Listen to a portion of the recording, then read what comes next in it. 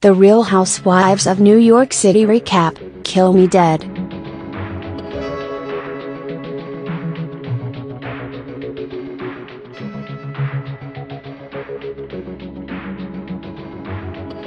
Here at the Real Housewives Institute, we hate to make definite statements.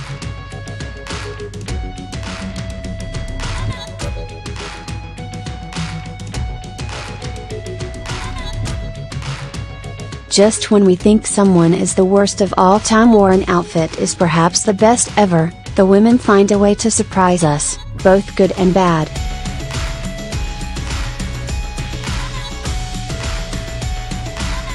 That said, I think that we can come out and state that this hour of the Real Snow Globes of Christmas Cookie, New Mexico is the most boring hour of reality television ever recorded, and that includes that Eaten Alive special where a guy pretended to be eaten alive but then didn't really at all. The only thing more boring than going to a murder mystery dinner party is watching a murder mystery dinner party.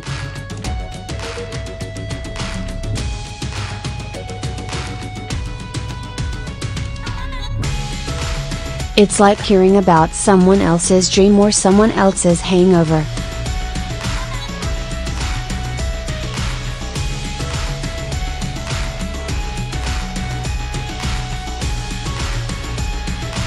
I would say it's like experiencing a second-hand orgasm, but that would mean feeling at least one paroxysm of pleasure, and this murder mystery did not even elicit that.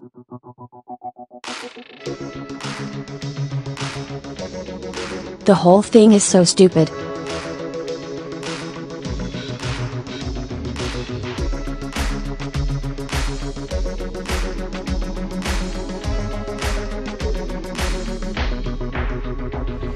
First, we learned all about the different women's fake names and their character traits, which I thought might pay off at some point, but it did not.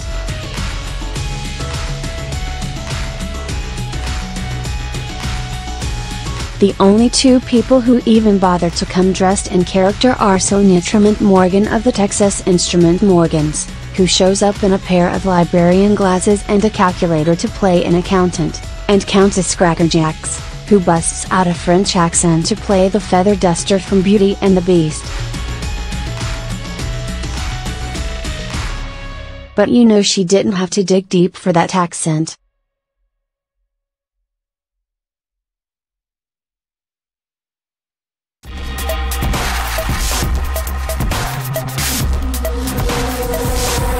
The Countess's continental accents are always just seething under the surface, like the tingle of a canker sore that's going to ruin a third date.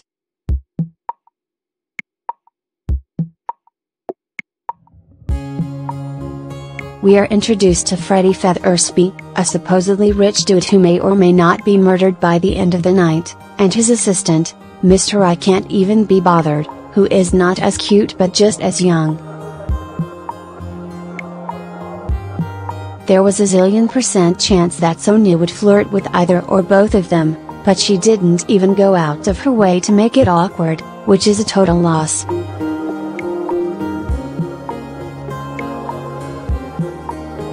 They both end up dead, and then Dorinda just goes, "Yeah, I did it. Whatever. There is no reason."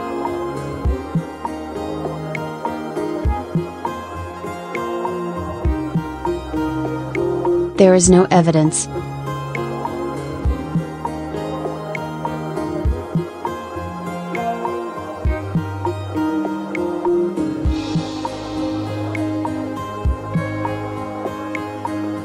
There is no sleuthing or question asking or Colonel Mustard in the library with the candlesticking or flames on the side of my facing.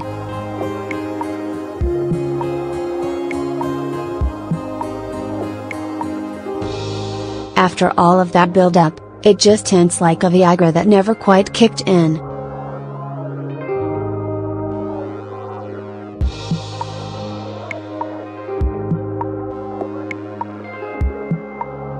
There are two other things that make this one of the worst parties of all time.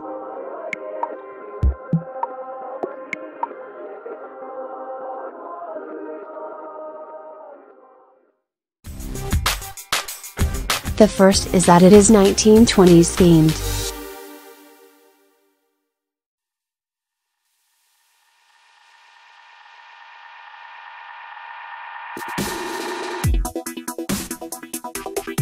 The only good thing to come out of that idea was the vintage footage of Luan falling in the bushes, which is the meanest trick the editors ever played, and I hope they all get a raise and free banh mi sandwiches in the cafeteria for a month. But still, this theme needs to be retired forever because every single lame housewives party has a flapper theme.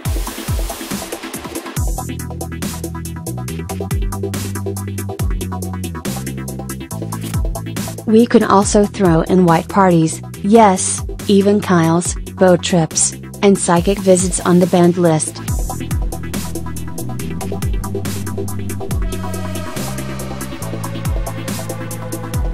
The worst thing about any of this, as Bethany and Carol can attest, is that when you find the footage of the altercation, which is played forever, it includes you in some lame costume.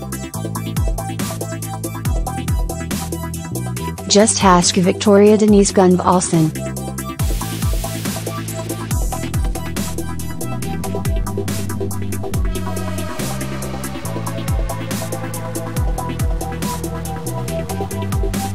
The other bad thing is that it happens at Dorinda's house in the Berkshires, or the Berkshires as she will call it for branding opportunities.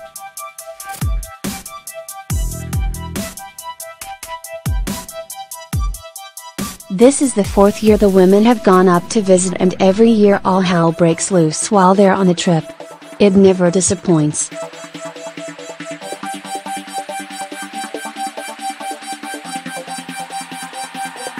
Why do you even need to bother with this lame activity?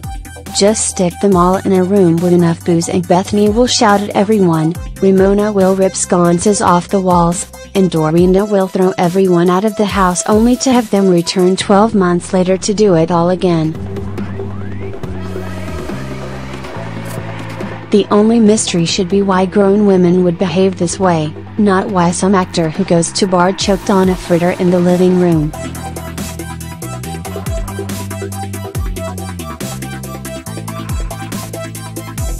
Just look at what happens with Bethany and Carol.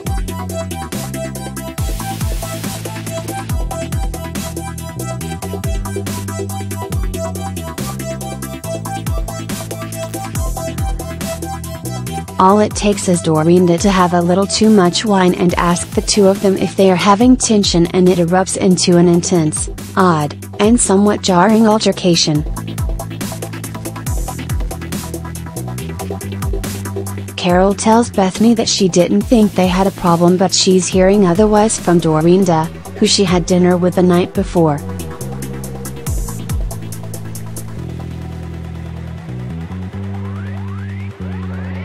Carol thinks that Bethany is either mad that her boyfriend, there are huge air quotes and an eye roll around that, Adam didn't go work with her charity, or that she thinks Carol should have given more money to her charity. Bethany, who never misses an opportunity to be unlikable, turns what could have been an easy conversation into a bit of a disaster.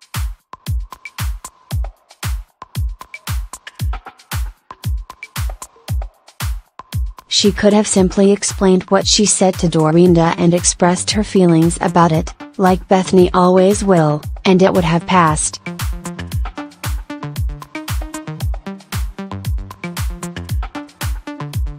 Instead, Bethany decides to play a game of semantics with Carol.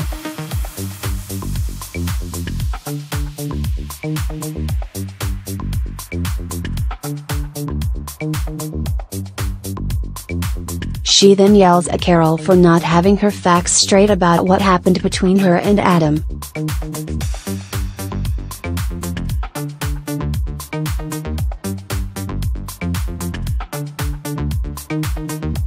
She looks like a thick-headed jerk, and she really didn't have to.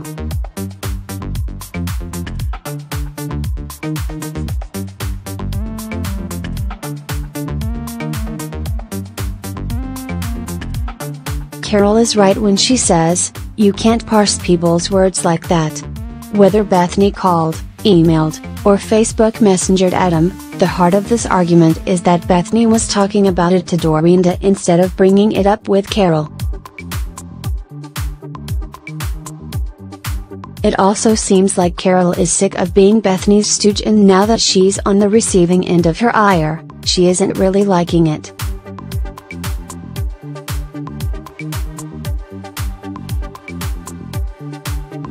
Then, Bethany says, repeatedly, "You're freaking me out right now," but all Carol is trying to do is have an adult conversation with her.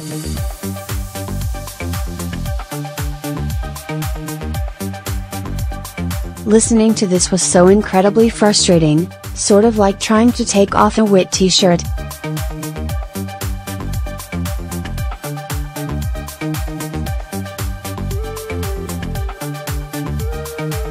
If we didn't have that stupid murder mystery, the episode could have focused more of the good stuff.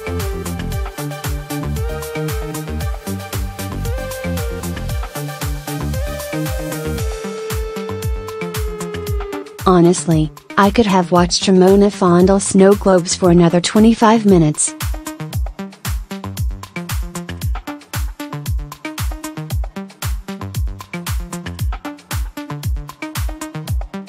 Or listen to her try to figure out Bethany's chilling with my snowmies sweater and try to link to a vagina somehow.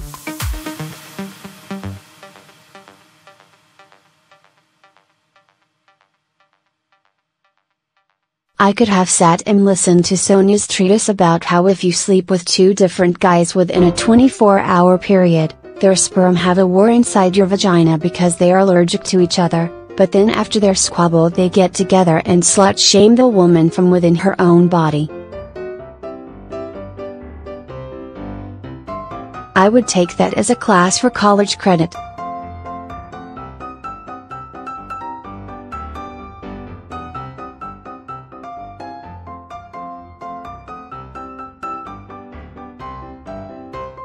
I would pay to hear her discuss the science of this.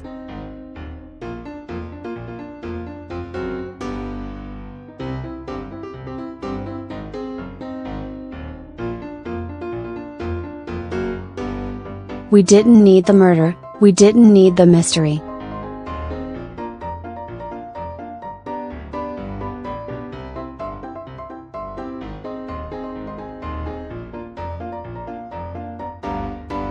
We just need a warm cup of cocoa on the kitchen counter, like the one a redhead was pouring for herself back in New York.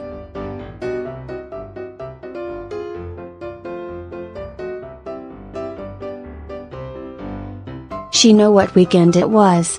She knew where the women were. She just didn't care.